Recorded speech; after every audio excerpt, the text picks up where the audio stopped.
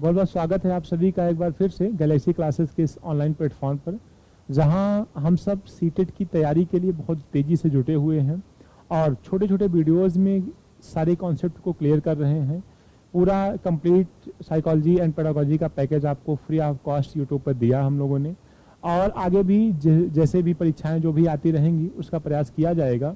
ठीक है, आज की इस क्लास में हम जिस टॉपिक की बात करने वाले हैं उसका नाम है डायग्नोस्टिक एंड रेमेडियल एजुकेशन, जिसे हम निदानात्मक और उपचारात्मक शिक्षा कहते हैं। निदानात्मक और उपचारात्मक शब्द को अगर आप समझ गए तो ये समझना कि आपको ये टॉपिक स्वयं क्लियर हो जाएगा। ठीक है, तो निदानात्मक और उपचारात्मक शिक्षा है क्या, हम उसको समझाने से पहले आपको दो शब्द समझाना चाहते हैं।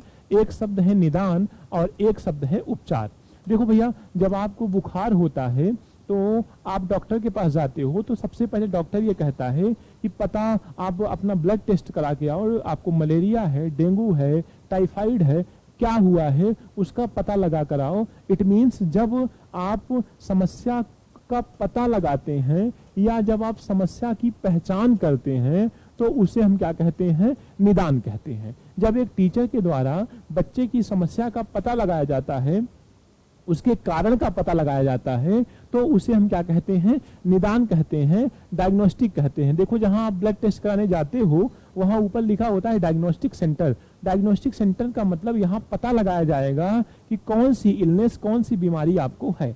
लेकिन उपचार कहाँ किया जाएगा, इस समस्या को दूर, इस समस्या की पहचान तो यहाँ की जाएगी निदानात्मक शिक्षा में, लेकिन इसका उपचार कहाँ किया जाएगा, तो इसका उपचार तो डॉक्टर ही करेगा। तो उपचार का मतलब होता है छुटकारा दिलाना। उपचार का मतलब क्या होता है, छुटकारा दिलाना, दवा देना। अर्थात जब बालक की समस्या को दूर करने का उपाय किया जाता है या तरीका बताया जाता है या कुछ ऐसी विधियां बताई जाती हैं दवा के रूप में ताकि उसकी समस्या का समाधान वो स्वयं से कर सके, तो इसे हम उपचारात्मक शिक्षा कहते हैं। एक लाइन में क्या समझोगे, निदान का मतलब समस्या की पहचान करना, कोई दवा नहीं दी जाती है, और उपचार का मतलब होता है दवा देना, उस समस्या से छुटकारा दिलाना। यहाँ पे कुछ परिभाषाएं दी गई हैं, मार्शल की दी गई है। जिस शिक्षण में छात्रों की विशिष्ट त्रुटियों का निदान करने का विशेष प्रयास किया जाता है उसे निदानात्मक शिक्षा कहते हैं। निदान मतलब पहचानने का। गुड और ब्रॉफी के अनुसार निदानात्मक शिक्षण अधिगम के छात्रों को कठिनाइयों को विशिष्ट स्वरूप का निदान करने के लिए उनके उत्तरों की सावधानी से जांच करती है। अब मैंने जो बताया वो ज्यादा आपके समझ में आएगा। निदान का मतलब समस्या की पहचान करना, ठीक है, उसका छुटकारा दिलाना नहीं। योकम और सिम्पसन ने भी कुछ बातें कही जो आपको पढ़ना चाहिए। निदानात्मक शिक्षा के दो प्रमुख उद्देश्य हैं, बहुत इंपॉर्टेंट है कि निदानात्मक शिक्षा क्यों अपनाई जाती है। सबसे पहला बात है छात्र की पाठ्यवस्तु से संबंधित विभिन्न कठिनाइयों से अवगत होना। मतलब जो हम पढ़ा रहे हैं सिलेबस, उसमें कहाँ कहाँ आपको कठिनाई है उसी को पहचानना क्या कहलाता है, निदानात्मक शिक्षा। दूसरा क्या है, छात्र की पाठ्य विषय से संबंधित स्वाभाविक एवं जन्मजात कठिनाई को ज्ञात करना। बात वही है ऊपर वाली, ठीक है, यहाँ जन्मजात भी है, वहां वातावरणीय है, ठीक है।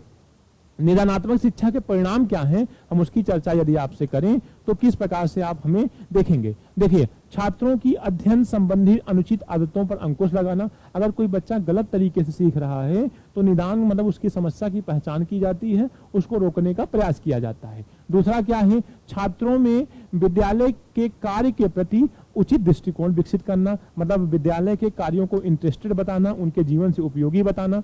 तीसरा पॉइंट क्या है, छात्र की अध्ययन संबंधित अनुचित प्रवृत्तियों को वैज्ञानिक ढंग से उपस्थित करना। मतलब अगर आप गलत तरीके से पढ़ रहे हैं तो उसके रीजन और कारण को हम बता करके आपके सामने उस समस्या को आपको उस समस्या से अवगत कराएंगे, पहचान कराएंगे कि आप यहाँ पर गलत कर रहे हो। आइए अब हम समझते हैं कि उपचारात्मक शिक्षा का मतलब क्या है, रेमेडियल टीचिंग क्या है। रेमेडियल टीचिंग का मतलब क्या होता है, उपचारात्मक शिक्षण एक नवीन प्रक्रिया नहीं है बल्कि प्राचीन काल से शिक्षकों के द्वारा अपने छात्रों से संबंधित दोषों को दूर करने के लिए उन्हें दोषों को दूर करके उन्हें ज्ञान प्राप्ति की ओर अग्रसर कर रहे हैं। मतलब उनकी कमियों को, उनके दोषों को दूर करना, पहचानना नहीं, छुटकारा दिलाना, उससे क्या कहलाता है, उपचारात्मक शिक्षा कहलाता है। ठीक है, अब देखिए योकम और सिम्पसन ने उपचारात्मक शिक्षा के बारे में क्या कहा। उपचारात्मक शिक्षण उस विधि को खोजने का प्रयत्न करता है, जो छात्र अपनी कुशलता या विचार की त्रुटियों को दूर करने के लिए सफल प्रयास करे। ये सब परिभाषाएं सीटेट में नहीं पूछी जाएंगी, अगर आप नहीं पढ़ते हैं तो भी आपको कोई दिक्कत नहीं है। देखिए फिर क्या है, इस प्रकार उपचारात्मक शिक्षण का अर्थ छात्रों के अधिगम संबंधित दोषों का निवारण करना, पहचान करना नहीं बल्कि निवारण करना, उसे दूर करना, उससे छुटकारा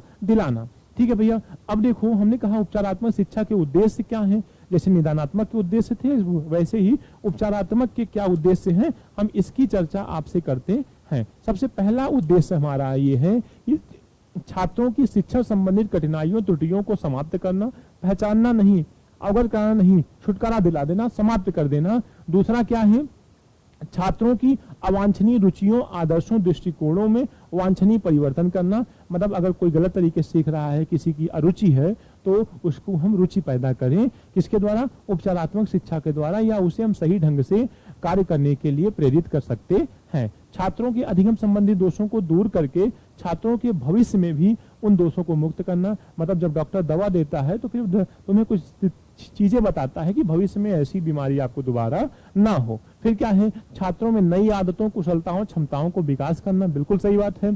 शिक्षण के क्षेत्र में मनोवैज्ञानिक सिद्धांतों को लागू करना। आपसे सीटेट में हूबहू प्रश्न पूछेगा, निम्नलिखित में से रेमेडियल या उपचारात्मक शिक्षा की विशेषता कौन सी नहीं है, तो 3 डी होगी और एक नहीं है ना। छात्रों में विषय के प्रति रुचि को बढ़ावा देना, ये भी विशेषता है। छात्रों में हीन भावना को दूर करना, ये भी विशेषता है। छात्रों में प्रतिस्पर्धा की भावना विकसित करना, ये भी विशेषता है। मनोवैज्ञानिक सिद्धांतों को लागू करना, ये भी विशेषता है। आदतों, कुशलताओं, क्षमताओं को विकसित करना, ये भी विशेषता है। और संबंधित दोषों को हमेशा के लिए दूर कर देना भी इसकी विशेषता है। So please read carefully this PPT page. इस पेज को आपको बहुत केयरफुली पढ़ना है, एग्जाम की दृष्टि से मोस्ट इंपॉर्टेंट है, इस बात को ध्यान में रखिएगा। चलिए भैया, अब हम आगे बढ़ते हैं। उपचारात्मक शिक्षा हो गई। उपचारात्मक शिक्षण प्रदान करने की विधियां कौन कौन सी हैं। पहली विधि है, एक मिनट लॉक हो जाओ भैया। देखो पहला क्या है, छात्रों की त्रुटियों को यदा कदा शुद्ध करना, जब भी वो गलतियां कर रहे हो तो उसमें सुधार करिए। दूसरा क्या है, छात्रों के अधिगम संबंधित दोषों, कमियों, कमजोरियों, बुरी आदतों का निदान करना, मतलब उसे पहचानना और उसको दूर करना, उससे मुक्त करना, इसका शिक्षण में विधियां प्रयोग है। छात्रों की व्यक्तिगत भिन्नताओं के अनुसार, बहुत अच्छा प्रश्न बनता है यहाँ से, व्यक्तिगत भिन्नताओं को इग्नोर करना चाहिए कि उसको ध्यान में रखना चाहिए। एक शिक्षक को प्रत्येक बालक की व्यक्तिगत भिन्नता को ध्यान में रखना चाहिए। ठीक है, समूहों में विभाजित करके शिक्षण व्यवस्था करना।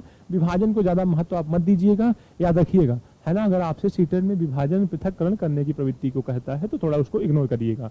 फिर क्या है, छात्रों के छोटे छोटे समूहों में विभाजित करके उनकी आवश्यकता के अनुसार शिक्षण प्रदान करना, यह भी उपचारात्मक शिक्षा का उद्देश्य है। चलो भैया, अब देखिए उपचारात्मक शिक्षण के परिणाम क्या हैं, रिजल्ट क्या हैं। तो पहला रिजल्ट ये आया, छात्रों के समान समायोजन की क्षमता वृद्धि। मतलब छात्रों में हमने तालमेल के गुण विकसित किए, अब वो मिल पट के रहते हैं, या उनके अंदर एडजस्टमेंट की भावना हमने विकसित किया। किसके द्वारा, उपचारात्मक शिक्षा के द्वारा। छात्रों की अपनी विशिष्ट कठिनाइयों पर विजय, जो उनकी समस्याएं थी, जो उनकी प्रॉब्लम थी, जो उनकी कठिनाइयां थी पढ़ते समय, उस पर वो फतह हासिल कर चुके हैं, अर्थात उसको दूर कर दिए हैं, उस पर विजय प्राप्त कर चुके हैं। छात्रों में अपने विचारों को सुनियोजित करने की योग्यता, मतलब अब हम अपने विचार बना सकते हैं, अपने लक्ष्य को प्राप्त करने के लिए किस तरीके से हम काम करें, उपचारात्मक शिक्षा ने इस चीज को भी विकसित किया। छात्रों में मानसिक एवं संवेगात्मक संघर्षों को, जैसे कभी कभी हमारा मन कुछ और कहता है, हमारी बुद्धि कुछ और कहती है, हम पढ़ना नहीं चाहते लेकिन फिर भी एग्जाम का टेंशन हमारे ऊपर है, तो इन सारी चीजों का जो संघर्ष चलता है मन और बुद्धि का, इसको भी हमने दूर करने का प्रयास किया बाय द रेमेडियल टीचिंग। ठीक है, छात्रों में अधिगम स्पष्ट रूप से विचार करने और अपने विचारों को व्यक्त करने की योग्यता को भी हमने बाय द रेमेडियल एजुकेशन से विकसित किया, टीचिंग से विकसित किया। अब देखो भैया, पीपीटी खत्म हो चुकी है, जितनी भी जरूरी चीजें थी उसको मैंने आपको पढ़ा दिया। आपसे हम मिलते हैं नेक्स्ट क्लास में, अभी 2-4-5 क्लासेस बची हुई हैं, तब मेरा कोर्स पूरा हो जाएगा और हम लोग आराम से परिश्रम और सफलता से, अपनी परिश्रम से सफलता प्राप्त कर सकते हैं। मिलते हैं नेक्स्ट वीडियो में। Thank you so much.